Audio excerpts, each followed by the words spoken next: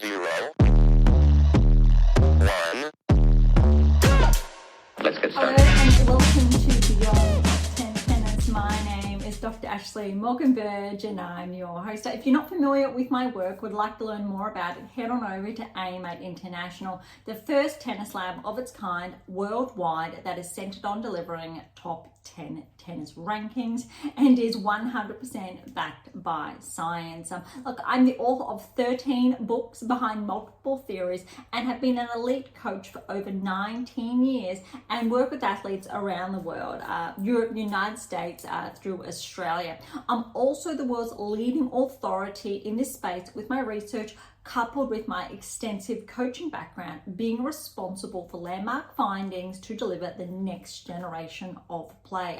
With new foundations this season of my latest release, My Tennis Black Book, Federer, Nadal, Serena, Djokovic, the 2025 season will deliver something new. So as always, buckle in and enjoy the ride. Welcome to another special edition of the Australian Open. Today's episode is centered on days 6 and 7 of the Australian Open, which is essentially all third round matches that have been, they're done now. And what I really want to share today, and look, if you've been following along, whether from the live draw episode through all the first round, second round matches, etc., what we've penned down. So I've been doing that in real time with you, just to share the data, different implications, plays that have been tracking, corrections that have been made, and that I've been doing them essentially live with you. We've had a lot of seeds fall, but before I get into that, look, if you've been with us for some time now, thank you so much. You know what we're all about. If you are new, welcome. Thank you so much for joining us. I would encourage you to even look at or tune into early episodes, whether it is 12 months ago, our special editions for the 2024 Australian Open. Bit of a change of pace. All of my texts are in the background and available at International, Amazon, so irrespective of where you're based in the world. But more so how my work's been able to share those who are inside the 8% and why the rankings are not always true. Share more about that in, again, my latest release here. Really excited about that. And I think what's even more profound is that already we're seeing in this year's Australian Open, a lot of parts I've written about in here we're already seeing come true and underlying why that has been the case. And I'm really excited about that, because you'll notice the subheading there is navigating plan towards a top 10 ranking. So if that is something you aspire to achieve, that this is definitely the one for you. Right, I really want to dive in today. We have a lot of matches, all third round matches, WTA Tour first, ATP Tour second. Over here, however, I have live scores that are underway, so I still want to keep track of what's going. So I can essentially report, I think, these key updates to you in future episodes, but I have done my best to tune into a lot before today's episode, but I'll say looked at a lot. The difference between, I think, today's episode or looking at round 3 matches, I put a pause to those live analyses, if you like, that I've been sharing key insights of, whether it's how to win against specific players or what they need to work on.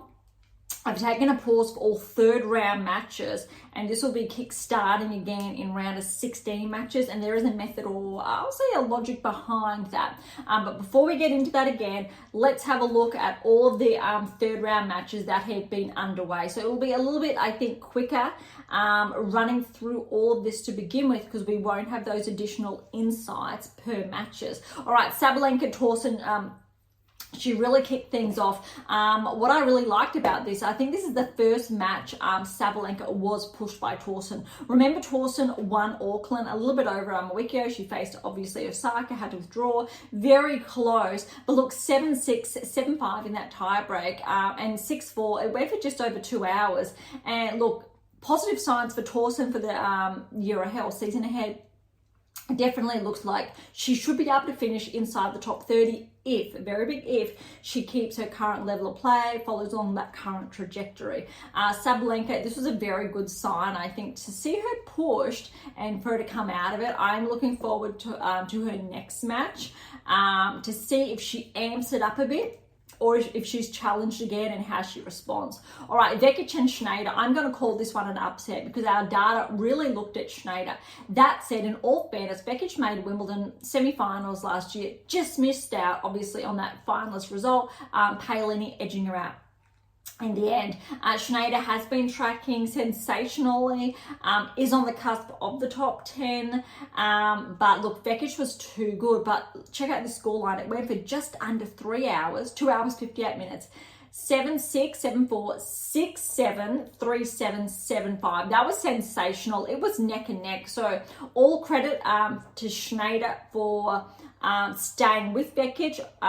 And I think experience really prevailed. And this was actually, I think, a very positive metric for Vekic, with really how she's been able to turn her game around and really amp it up a bit to really solidify her place, I think, inside the top 20.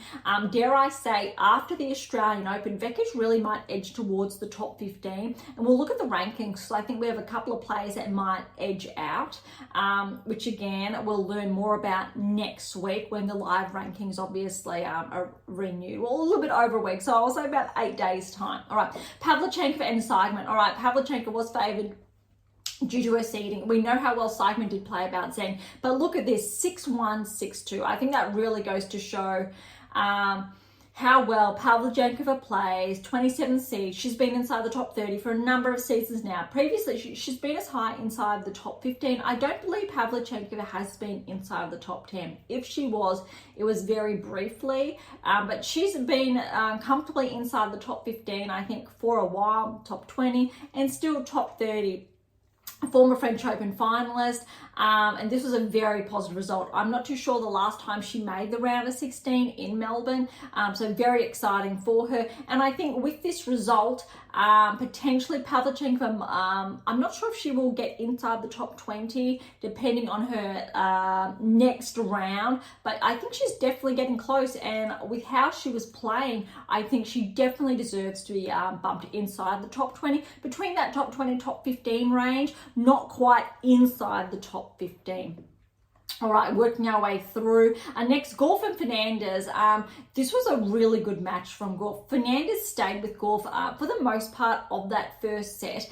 What I liked about it, it really looked like Gauff was, I won't say taking it easy, but she was just, I'll say, working through the points. She wasn't too pressed, wasn't too concerned. Also how Layla plays, but then second set amped it up a little bit where Gauff stayed on the offensive a bit more, closed out those points a bit quicker. So 4-2, just over an hour there, 116. So it was actually a very good performance from Gauff.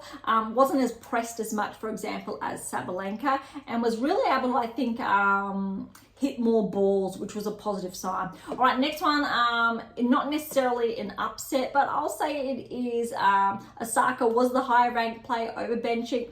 Bencic's been back for less than a few months. This is obviously her first Grand Slam in over 12 months, being that new time parent, but she was just able to snag that first set tiebreak. So 7-6, 7-3, 58 minutes, and then unfortunately, I think it happened around or inside the tiebreak, or maybe it was just before. Osaka had, I think, that strain she's been experiencing around her abdominal area. It wasn't too much fun, started causing her issues with her serve, and really noticed that it was hindering her, wasn't able to continue, so there was that obviously retirement there. Very exciting for Bencic to progress through to the round of 16.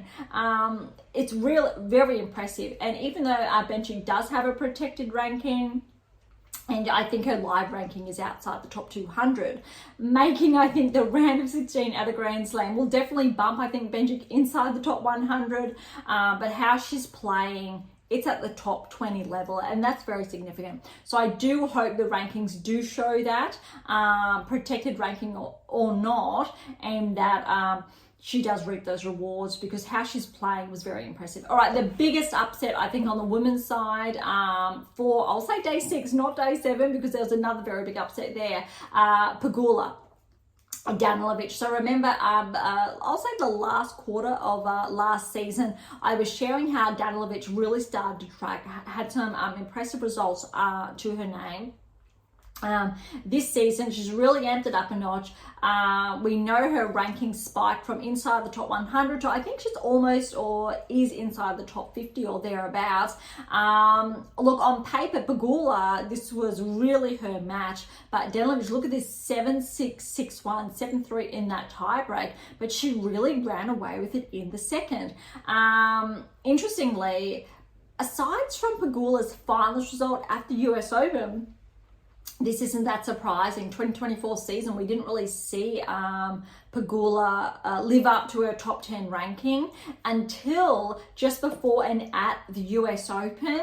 And that's why if she was able to continue that trajectory that she was on, maintain her baseline, reach that next performance peak, we've spoken about that. Similar status, Swiatek, Gauff, how they finished the season, Sabalenka, how they all played, or 2 of them played United Cup, Sabalenka and Brisbane. Very, very, I think, good, positive signs. Pegula, though, she's regressed slightly. So I think this is going to be somewhat of a challenge to see, I think, how she performs, say, by the time Indian Wells Miami comes along in March. Well, she'll have a big refresh, and I'm interested to see how she performs. Otherwise, I think Pegula, she's going to be susceptible to regressing outside the top 10 potentially if she's not able to track in that respect. All right, next we got Badosa and Kostyuk. Look, on paper or as far as rankings are concerned, Badosa is favoured 11th and 17th seed respectively. Kostyuk made, I believe it was the quarterfinals of the Australian Open last year, definitely was favoured to get the win here purely because of how her season has been unfolding. But it was always going to be neck and neck. And the scoreline shows that at just over 2.5 hours, 6-4, 4-6, 6-3 to Badosa. Very impressive. Arguably, I think Badosa is potentially on track for a quarter-final berth, and then let's talk after. But she's definitely favoured, I think, to progress until she's really challenged. I think this was the first big challenge Badosa faced. We'll talk more about the draw later, but a very impressive result from Badosa nonetheless. All right, next is Andreeva and Frech. Look, Frech put up a very good fight here, just under 2 hours. It was definitely Andreeva's match to win, but a 6-2, 1-6, 6-2. So that second set, all Frech's, but Andreeva came back and she was really able to hold her own. Round of 16, a very positive metric for her. And again, I've shared this previously. I'm not going to share too much feedback in this respect because, again, only 17 years of age. She's got so much more to learn, to develop, etc. And she's essentially just doing exceptional at the moment and for everything she has been able to achieve. Other matches that we do have, or third round matches on the women's side, that might be it. So that's all third round women's matches. So let's head on over now to day 7, and this was really exciting. I just hope you're on the edge of your seat for this match, because I know I was actually a little bit surprised it didn't go to 3. Swiatek, Raducanu, how Raducanu played in her previous match, especially against Anisimova, was really solid. But I tell you what, Swiatek, she switched it on, she amped it up a level, she played that level of tennis that got her through to the finals of the United Cup, 6-1, 6-love, that was brutal. I need to say, probably neck and neck at the moment, Swiatek, Sabalenka, with how they're playing. It's really hard to call. Probably going to position both of them ahead of Gauff just slightly, but I still think Gauff has room to progress. So when we're looking at, I think, all 3 of them, let's have a look. Paolini's another, however, the result for day 7 didn't go in her favour, unfortunately. And obviously number 5 is out, 7 is out, Rybakina obviously is still in play. and Navarro to round out the top 8. All right, next we do have Navarro and Jabeur. Look, another 3-setter for Navarro. She's had 3 and 3 and 3. The only difference I think against her match with Jabeur is that she wasn't pushed to the very brink. It didn't go to say 7-5 or a tie break, but it was very close. Look at this, 6-4, 3-6, 6-4. Very close. Jabeur, I think, played some really good tennis. I think Jabeur's back. It was a tough draw due to not being seeded, but I think this is a really positive sign for Ons, and I'm looking forward to how, say, February, March unveils for Jabeur. Will be great to see her back inside the top 20, making the 3rd round. I think she's going to be bumped inside the top 30. If she can maintain that, she'll be seeded then for the French onwards. Top 20 is definitely there. Not sure, she's not playing, I'll say, top 10 tennis at this stage. But granted that she has been deep at the Grand Slam. She's been a finalist, I want to say 2-3 times.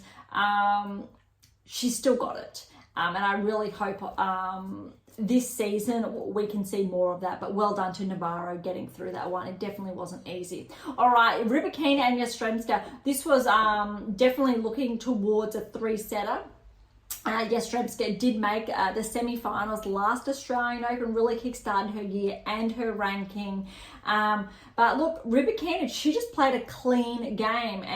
4 small errors from Yastremska. That second set was a little bit tight, but look, it went for an hour and a half, so that's noteworthy. It wasn't, I don't think, indicative of the scoreline as such, but 3 and 4 to Rybakina.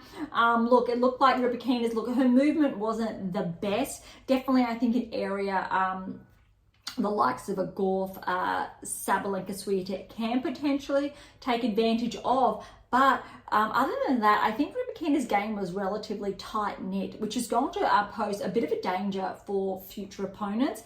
Again, curious to see how Rybakina plays now that she's made it through to the round of 16. If she amps her level up a bit, or if she's just steady with her current level of play. All right, the biggest upset of day 7. I'm a little bit, I was torn. Svitolina Paolini, a huge fan of Svitolina when she was ranked inside the top 10. I've written about it in my Tennis Black book, also in previous books.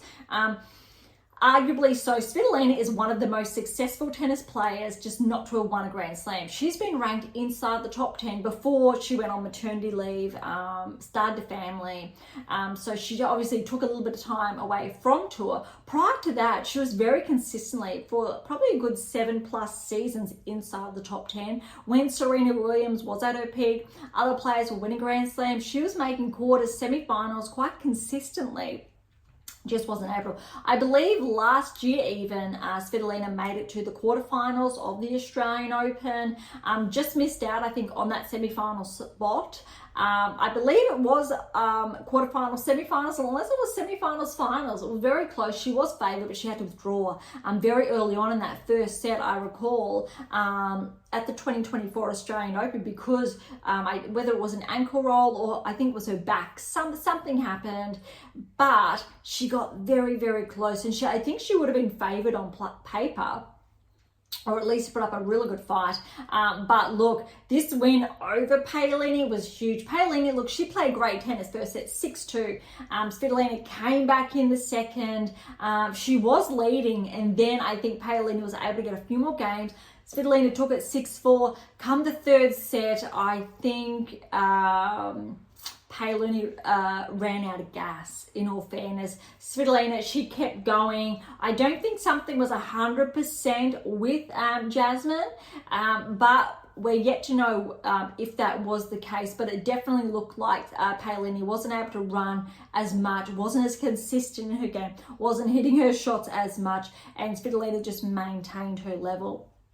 So that third set was 6-love Svitolina, and I think that scoreline even suggests something wasn't quite right. But hour 46 minutes, huge win for Svitolina. I really hope with this scalp, Svitolina tracks all the way through to, I'll say, the semi-finals, and why not?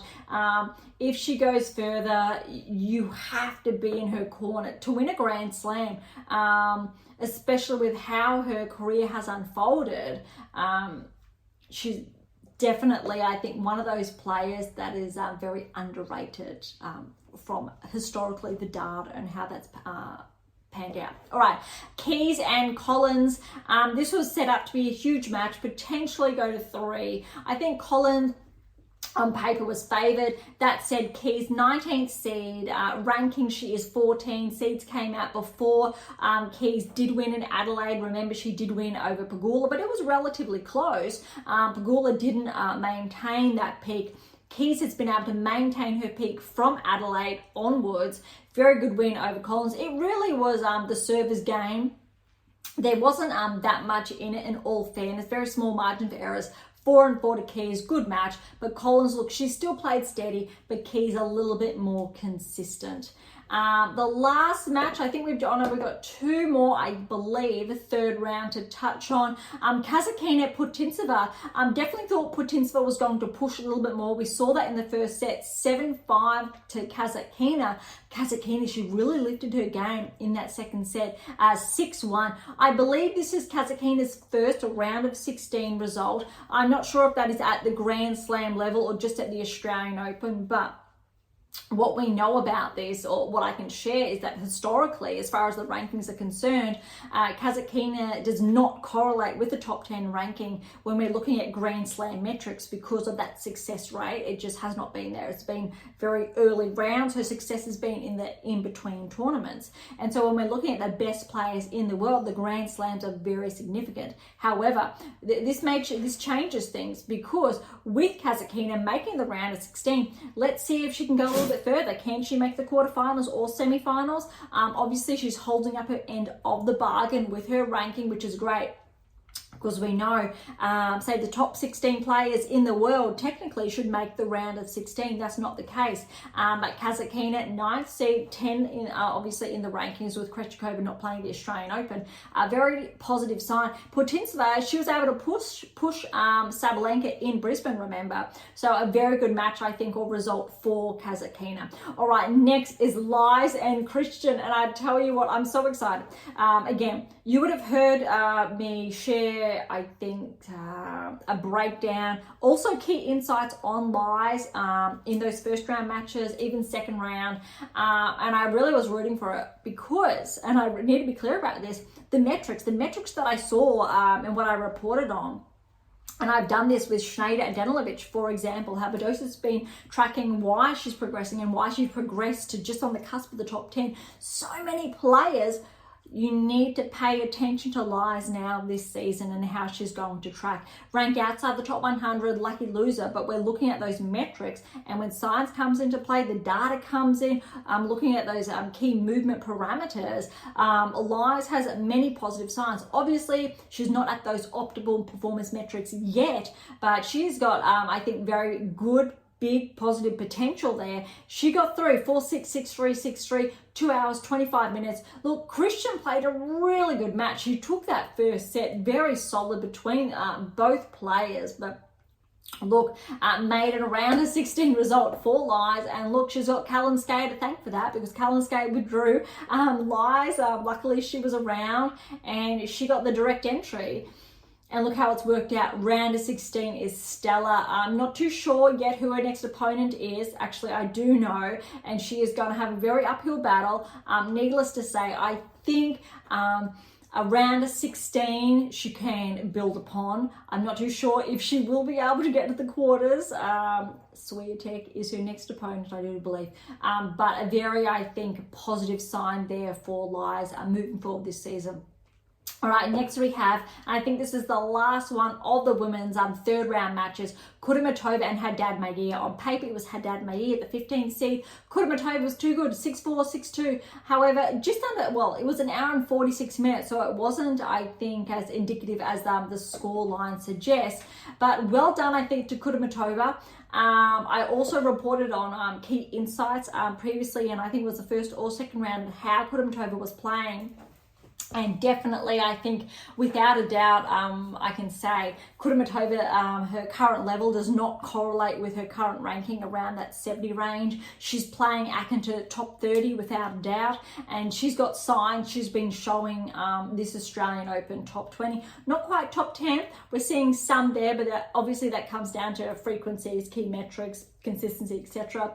But well done to Kudermetova. I think she may cause some problems in her round of 16 encounter. All right, that does wrap up WTA Tour action. We've reported on all third round, so let's head on over to the ATP Tour before we look at, I think, more key insights as far as the draw is about to unfold.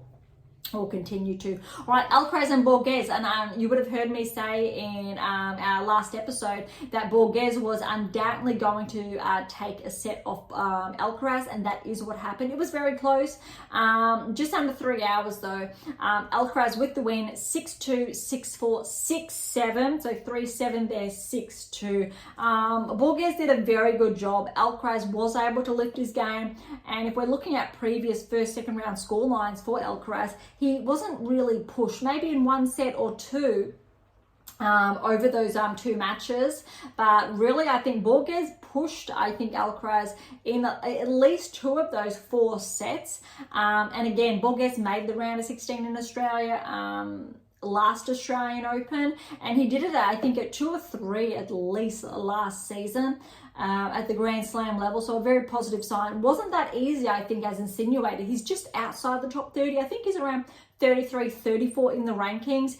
Noteworthy, however, Sinner had an opponent in, I think, his initial round that was ranked inside the top 40, so in the 30s somewhere. So I think this was a test for Alcaraz. However, that type of test came very early on for Sinner. All right, Zverev and Fernie, just under or just over 2 hours, 3, 4, and 4. We're not seeing too much of Zverev, not much noise around him, but I definitely think he's flying under the radar with how he's been playing. Very tight, very smooth, not too many errors there. Typical of what we saw from him last year. Maybe he will go all the way. Maybe he'll be a finalist again. Can he go a little bit further? Because we've had some key upsets in the draw, I think it's really opened for a lot of I'll say the top 4 players when we've got Sinner, Zverev, Alcaraz, and Djokovic, in all fairness, because we know 4's gone and 5 has gone, which we will get to shortly. But there's a lot to unpack there. All right, Paul over Carabao-Sabina. Wasn't too sure if Paul was going to be able to maintain his level of play, especially with that first set going to a tie-break. 7-6, 7-love though to Paul. Then Paul took it up a notch, 6-2, 6-love. I like how that sounds. Paul looks like he is on track to make potentially a semi-final, but again, it definitely looks like Paul will be ranked inside the top 10 after the Australian Open. And most excitingly, it's in here, predictive analytics, and Paul is one of those players to keep an eye on. Next, we've got Djokovic and Macaque. This was interesting, purely because definitely thought this was going to be pushed with how Macaque played at the United Cup. But Djokovic, he amped up his game a notch and won 4 and 4. Very impressive. Macaque really wasn't able to take, I think, much of an advantage. And I think relatively a clean performance from Djokovic. And I think taking that into account, how Djokovic is playing in this third round encounter, you really need to get, factor, I think, Djokovic in irrespective of the rankings to make potentially that semi-final berth, although I do believe there may be an Aussie in his path. Next up we do have Draper and Vukic, another 5-setter for Draper. His recovery must be spot on to be making it this far, because I believe Draper's gone 5-5, and I think this could be 3 5s in a row, if not his last was 4. But just under 4 hours, 3 hours, 58 minutes against Vukic. Vukic is an Aussie. Well done to Vukic. But look at this. 6-4, 2-6, 5-7, 7-6, 7-5 in that tie break. Vukic was this close to getting the win. 7-6 in the 5th. I couldn't stay up for this. This went to the wee hours of the morning. 10-8 tiebreak, which essentially we know means both players had match point. Brutal. That's I think very brutal to finish these type of matches in a tiebreak. I think I preferred when they had to win by 2 games. That said, we know those matches were sometimes never ending. It's a tough one. Vukic should be so proud of himself. Draper hasn't been playing as clean as I have seen him play, as I would like him to play. But I think he's definitely going to give his next opponent a very, very big run for his money. And that is none other than Alcaraz. So that's really exciting. And they're not yet to hit the courts. All right, next we have Humbert and Fils. I favoured Fils here purely because of how he's been playing. 20th seed, even though Humbert is the 14th seed, so it was favoured to win. Fils did have to retire in the 4th set. It was neck and neck, looking like maybe it could go to 5, but well done to Humbert. 4-6. 7-5, 6-4, 1 love. Look, depending how I think the next round goes, Humbert also could find himself inside the top 10. This season, and potentially after the Australian Open, because we've had the likes of Mazzetti is out, he's on the cusp as well. Tsitsipas is out. Paul is in, we've already spoken about that, but other players that are in line have either fallen, and so some that maybe weren't looking like they were going to get the edge actually have pushed ahead, which is really interesting. But again, we'll have more to say on that in roughly 8 days' time. All right, so well done to Humbert there.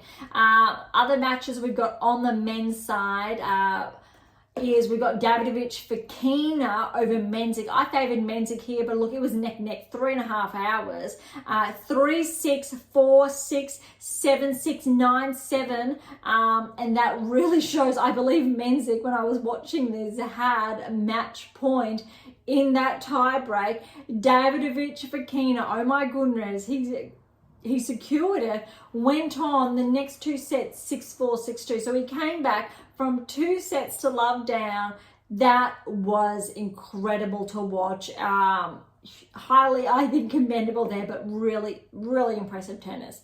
All right, next we've got up is Lecheka and Bonzi. Lecheka was favoured, 24th seed over Bonzi, and it was relatively straightforward. 2, 3, and 3. I think that is, yes, that's the last match to report on for day 6 action. Day 7 action, again, ATP Tour, so we're halfway through.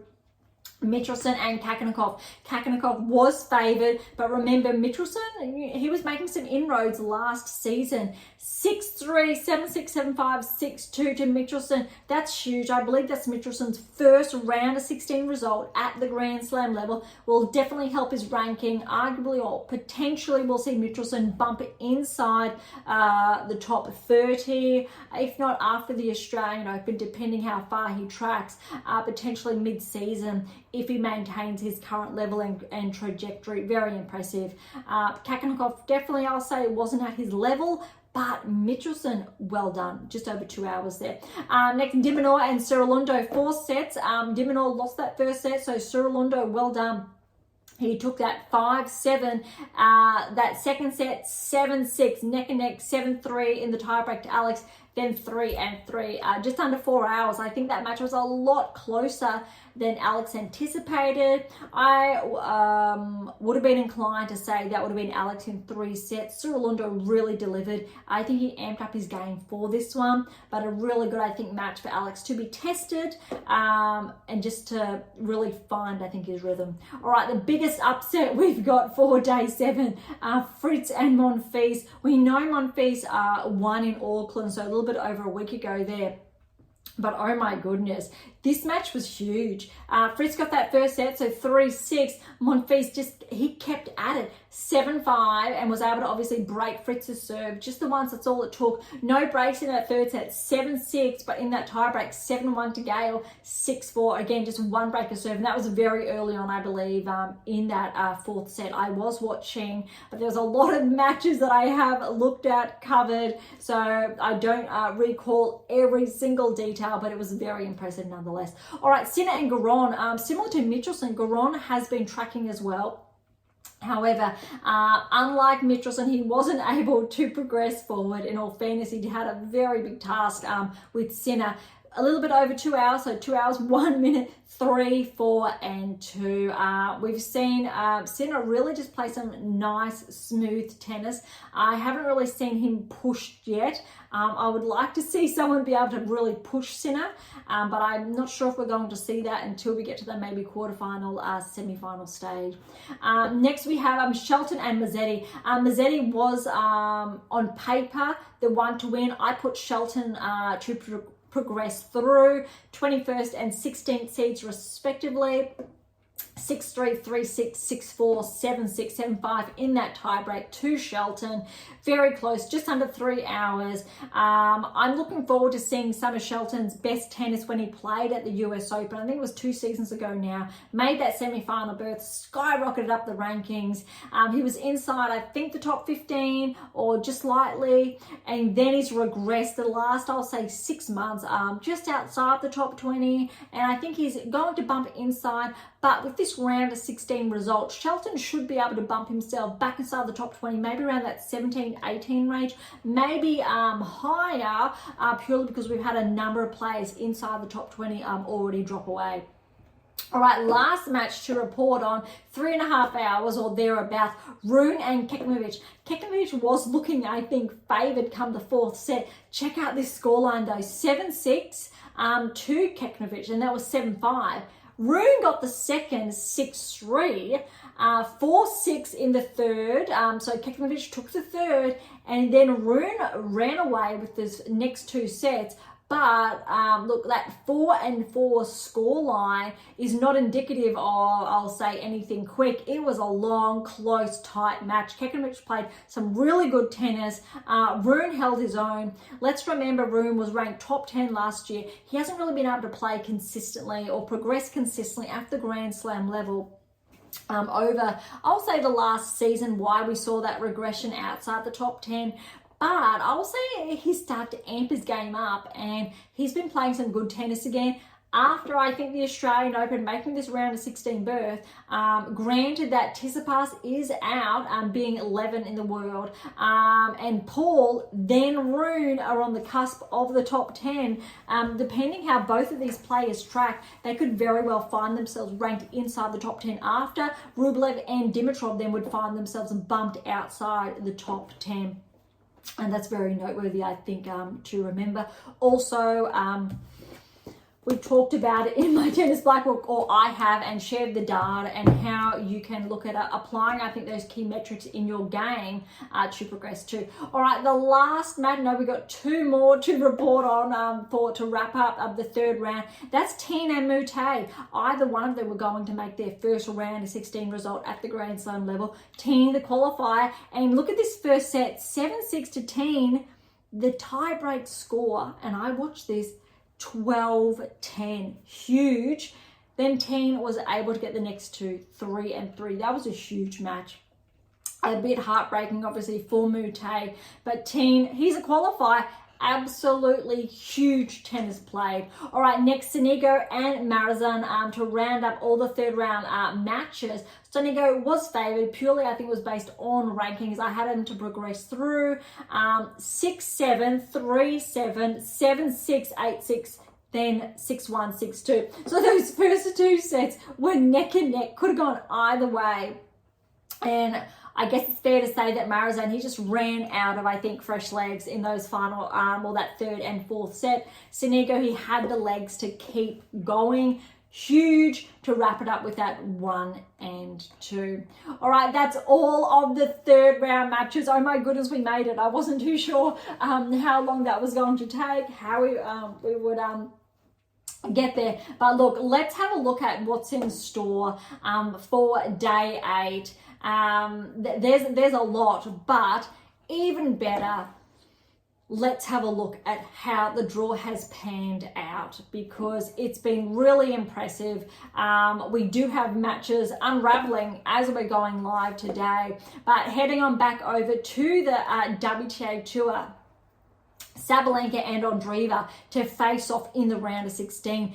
Vekic and Pavlyuchenkova, Gorf, Benchik, Badosa, Danilovic, Rybakina, Keys, Kudermetova, Svitolina, Navarro, Kazatkina, Lies, and Swiatek. All right, we'll do that again. So let's head on back to the data. So in Sabalenka's half, we had Sabalenka, Noskova, Frech, Ondreeva, Pavlyuchenkova, Vekic, Schneider, Zheng. All right, let's scrap them. Zheng's out, Schneider's out, Pavlyuchenko, Vekic in, Frech is out, Ondreeva's still in, and Noskova's out, which means in Sabalenka's part of the draw, 1, 2, 3. Okay, so there's 4 left that we were looking at, potentially predictive, 50% there. All right, Gorf, we're looking, Gorf's still in, Fernandez is out, Makova's out, Ostapenka's out, Kostyuk's out, Samsonova's out, Pegula's out, Gorf and Badosa. So there's just 2 left in that part.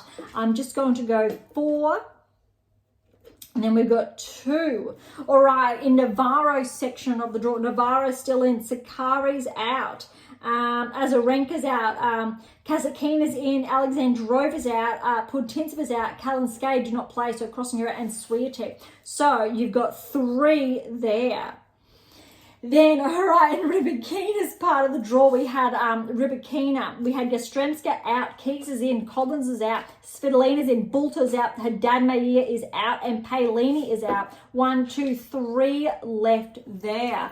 Just to show really how the seeds have been, I think, unraveling, and also how we were looking at who was going to make it to the second round, third round, and I think we're looking pretty good at this stage.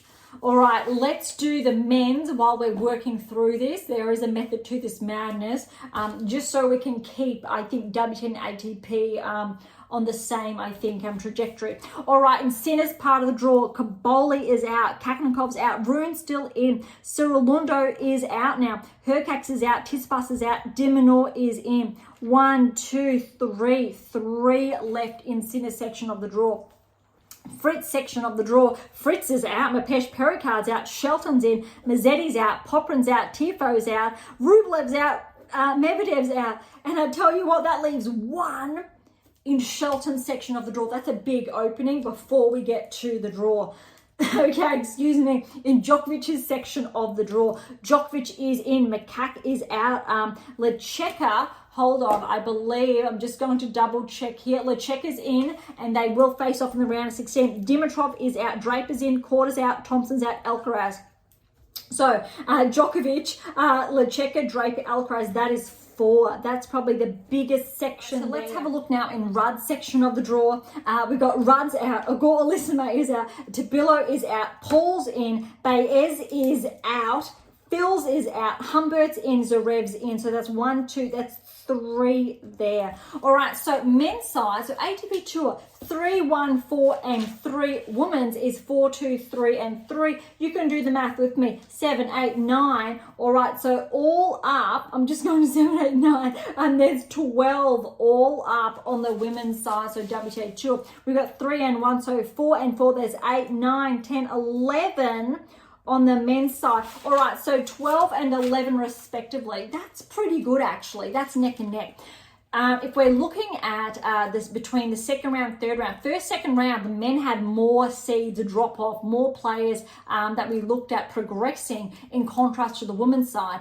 A little bit of a catch up in that third round where we had some of those seeds drop off, more so than anticipated. All right, so that's just looking at, I think, those sections of the draw when we look at that 4, 5, 6, 7, 8. So the key 8 players that we were looking at in the respective sections when we're looking at really our third round encounters towards that round of 16. Now it gets a little bit more interesting. So we're turning over. I already shared, say, third round, we looked at Sabalenka, Torsen, Frech, Ondreeva, but for Sabalenka and Ondreeva to progress through, tick. Sabalenka and Ondreeva to play in the round of 16. Next, we had Schneider, Vekic. No, Vondrousova was out early. And then we had Pavlyuchenkova. I'm not too sure, but we had Schneider and Pavlyuchenkova to play each other in the round of 16, but that's incorrect because, in fact, it was Vekic over Schneider and Pavlyuchenkova, tick.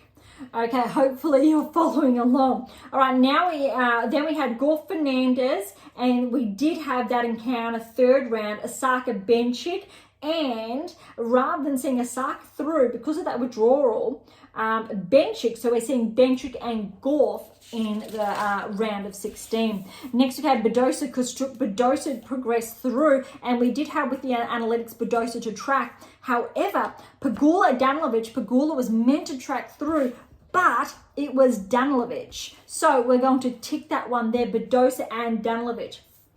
Next, Rybakina, Yastremska. We did have that in the third round. Rybakina did progress through. Keys, Collins, and we did have Keys to progress through. Just showing, I'm not sure if you can see that, but that's there, just in case. All right, next we had Haddad Mayer and Kudermetova, but I did have Kudermetova to track. However, Svitolina, Palini, I had Palini to track, which means it was Svitolina. And those two will play in the round of 16. All right, Navarro Jabeur, Navarro progressed through. Portensova, Kazakina progressed through, and we did have that. Interestingly, Lies and Christian, I put Lies down there as well. And then Raducanu, Swiatek, and Swiatek. That is the proof there. You'll have to zoom in to see that a little bit closer. And that's really exciting. All right, and before we get to, I think, further or the quarter semis onwards, onto the ATP Tour now. We had Sinner, Garon there, Sinner to progress, yes. Kekanovic, Rune to progress, tick. Mitrosyn, Kaknikov, I had Kaknikov, but with Mitrosyn, he played exceptional, and he'll play Diminor. So Diminor was to progress over Seralundo. Fritz Monfils, Fritz on paper, but Monfils, he progressed through.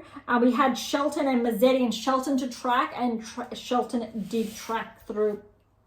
Next, Sinigo Marazan. Sinigo did track through. Monte Teen, but Teen tracked through. So you're seeing more disruption on the ATP Tour in contrast to the WTA Tour.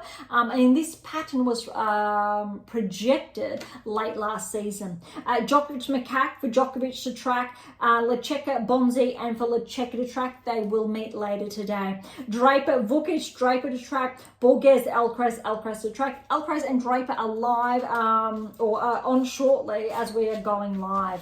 Menzik and Davidovich Fokina. We had Menzik, but you saw how close that match was. So Davidovich Fokina and Paul Carabello Bainas.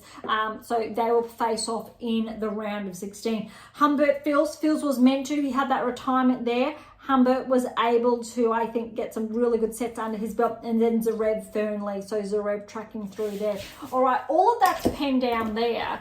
There's a lot of scribbling going on, but I might sit with that between now and the round of 16 episode, because look at this. When we're looking at, I think, how the draw's paved out, so back to the WTA Tour, let's look at these halves or these quarters of the draw where I said Sabalenka, Andreeva, Pavlyuchenkova, and Vekic. So they're in their own section.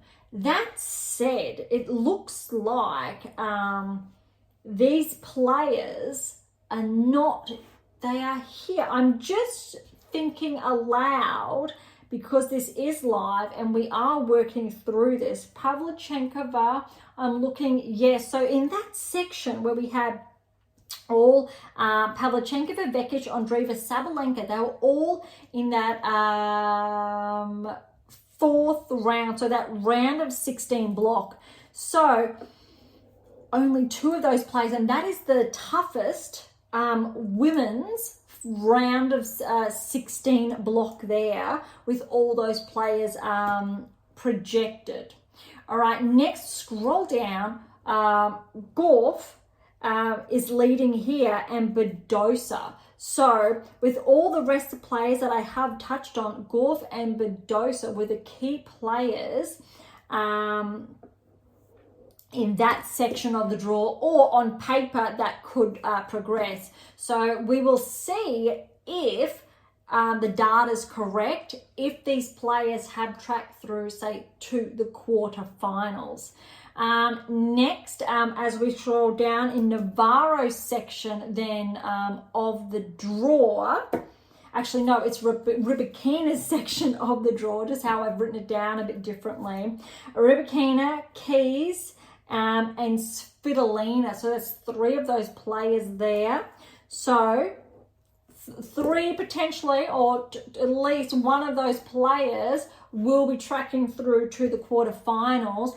And then Navarro's section, Navarro, Kazatkina, Swiatek. So Swiatek, but Swiatek's obviously 2, very bottom.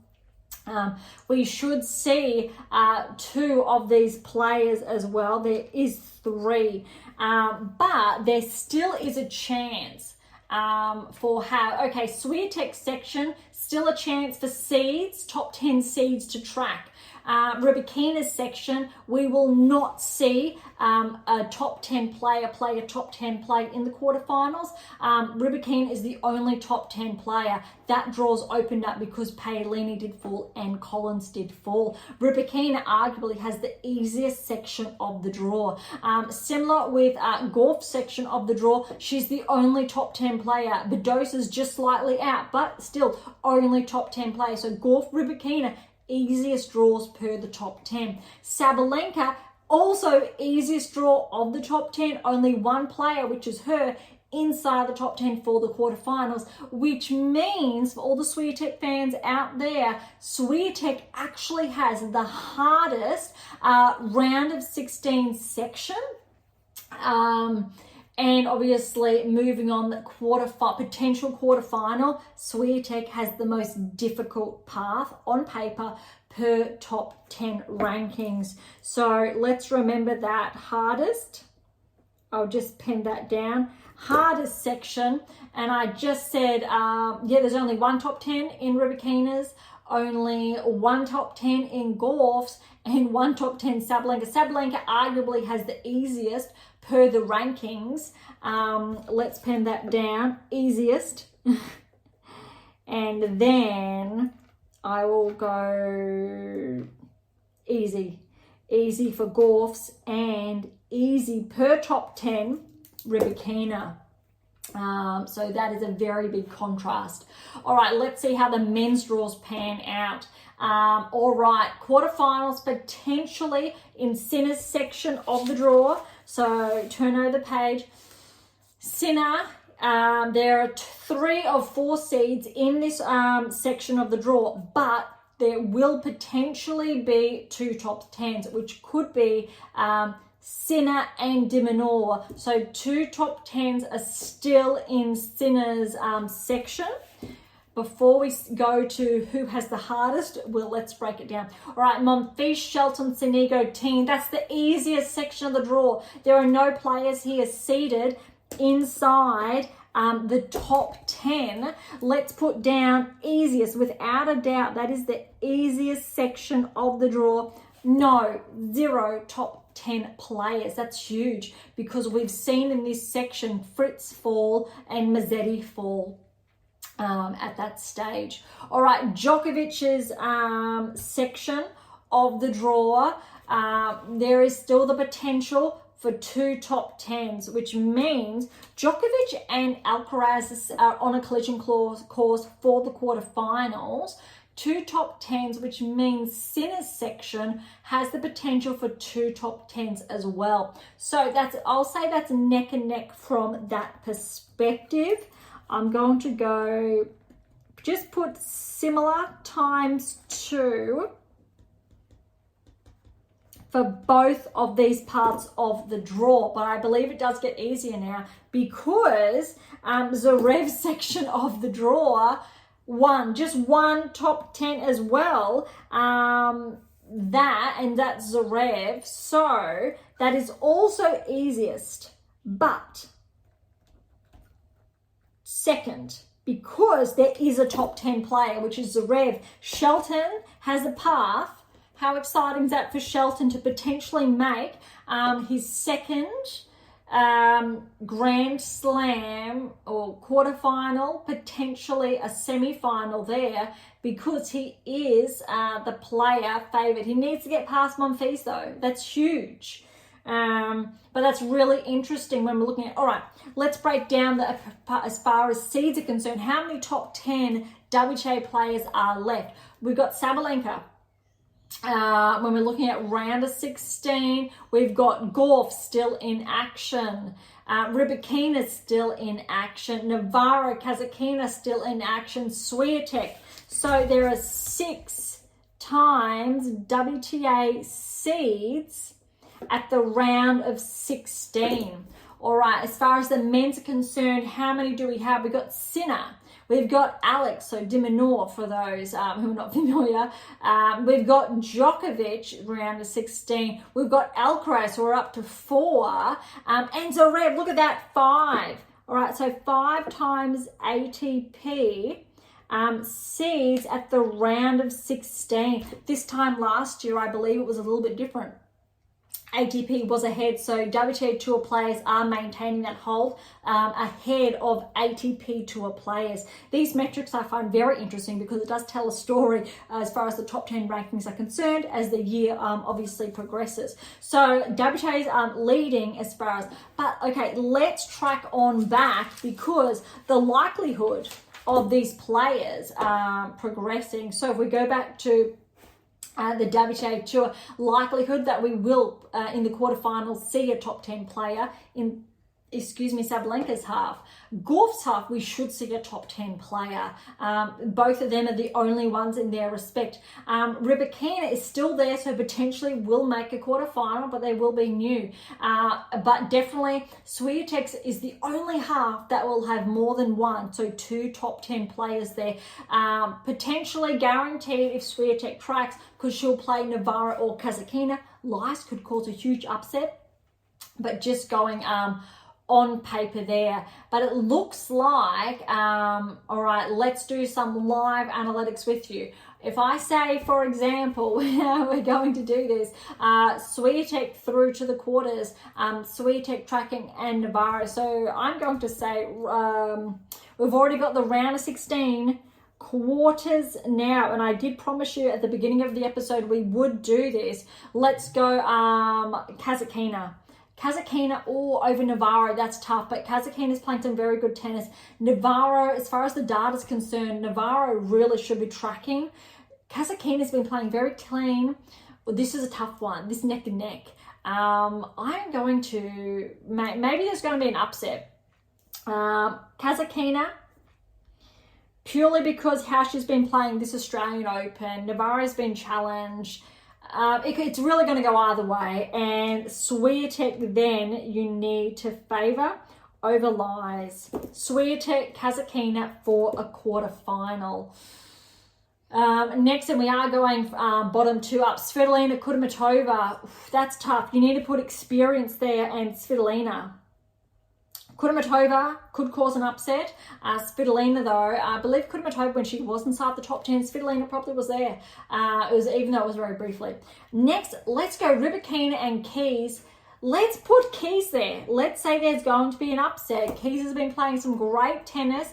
In all fairness, Rybakina is looking very good, but maybe that's a very big opening for Svitolina. Next, Badosa Danilovic. On paper, you need to put Badosa with how well she has been playing. Bencic and Gauff, you again need to put Gauff down there. Again, how well she's been playing. I think Bencic will push her though. Vekic, Pavlyuchenkova. You really want to put, I think, Vekic there, but why not put Pavlyuchenkova? Because how she's been playing, look, her win against Seidman in contrast to Vekic's 3-set over Schneider. I think Pavlyuchenkova is going to be a little bit more fresh, and that's going to count. Sabalenka, Andreeva. If it was clay, I'd probably put Andreeva because that's where she won in 3 against Sabalenka at the French. But we're going to have to put Sabalenka there. All right, so that is the top 8, and we're looking forward through to the semi-finals. Whether or not, again, this is going to play out, Swiatek in her section. I'm going to put a potentially, Svitolina. That's a tough one. It's Keys there, it's Svitolina, but with how she played against Paolini, let's give her a shot. Gauff Badosa.